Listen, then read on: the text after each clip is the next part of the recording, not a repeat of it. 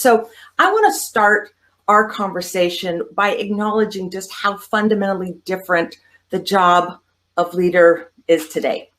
And it's not a little bit different. It hasn't evolved. It's become radically different. Now, to do this, I want to take us back to the 1990s and actually back to the scene of my first formal leadership training program I went in. Now, this was a program I was in as a student. I'd been managing for a few years, mostly just figuring it out.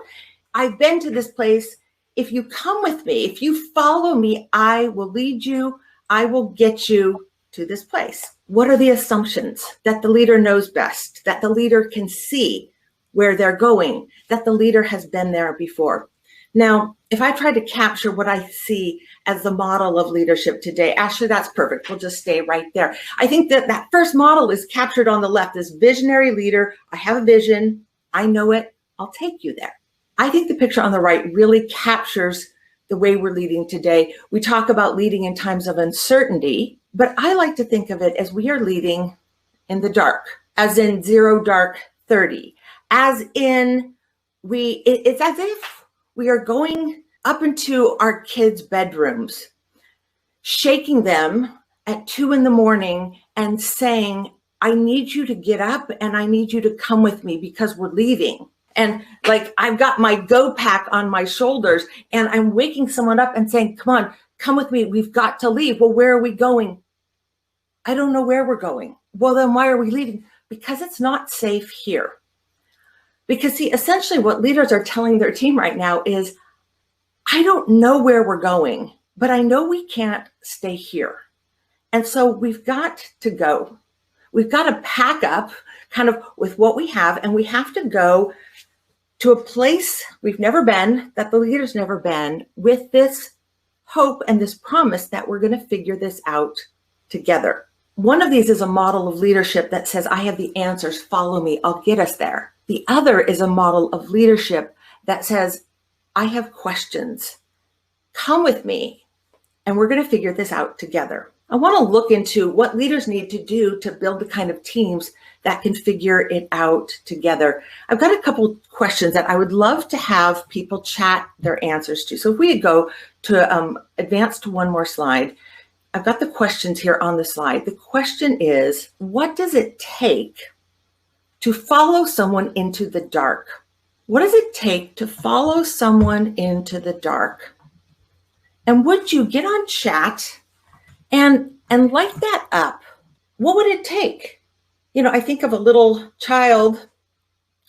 What would it take for them to follow mom or dad and leave a place of comfort and security and to go into the unknown? You know, to do this, we need trust. We need safety. We don't necessarily need to know that that person knows where they're going. We need to know that they have the wits about them, the wisdom, the intelligence, the ability to rally the team to get us there. Scott, thank you for getting us started. Vulnerability. We need a reason why. We need, like that burning platform, a compelling reason why. Okay, second question is, what does it take to find your way once you're there? Once everyone's kind of put on their go bags, left this place of comfort, gone into a place of darkness where they can't see more than 10 feet in front of them. What does it take to find answers? What does it take to get there as a team? What are the conditions that have to exist in an organization or on a work team for people to be willing to do that? Humility. See, it's about having vision, but a very different kind of vision. Leading in darkness requires the vision that maybe a special ops team might have. The kind of vision, I think of a movie scene where people are going in to an unknown place where they have a little bit of intel, but not full intel, under the cover of darkness. And the conversation goes like this. I've got eyes on this. I see this. Somebody else is on the intercom.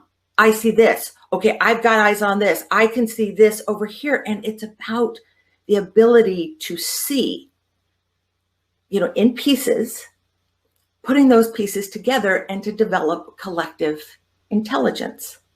Well, what kind of leadership do we need so that a team is A, willing to go, and B, they are learning, they're at their best, they are at their smartest, they're in this hyper learning mode once we get there. Now, I've spent, the last 12 or 13 years studying a kind of leader that brings out the best in everyone, a leader that develops collective intelligence, a leader that uses the full intelligence of their team. I call these leaders multipliers, and we often compare them to their diminishing counterparts. Diminishers who are smart and capable, but people around them aren't able to be smart and capable. They hold back in times of uncertainty. They don't adapt well to change. They struggle to make progress, versus the multiplier leader who uses all of the intelligence of the group, including their own, to solve hard problems, to make really tough decisions, to build a collective vision in times of uncertainty. What I want to ask you to do is to think about someone who is a multiplier to you. And by this, I mean a leader who brought out your very best, maybe someone you did your best thinking around, maybe someone you did your best work around. Would you describe their behavior for me on chat? What did this leader do? And I know we've got a group of coaches here who are really, really good at seeing behavior. You can also describe their mindset. But what did the leader do? They played the role of a servant to the team. They were emotionally intelligent. They capitalized on the strengths of the group. They asked questions and listened. What else did the leader who brought out your best thinking tend to do? They were open. They listened. They empowered me. You know, what we find these leaders do is they see talent. They ask good questions. They provide the right environment and resources to work at a team. They create a culture or even a microclimate where people can do their best thinking and their best work.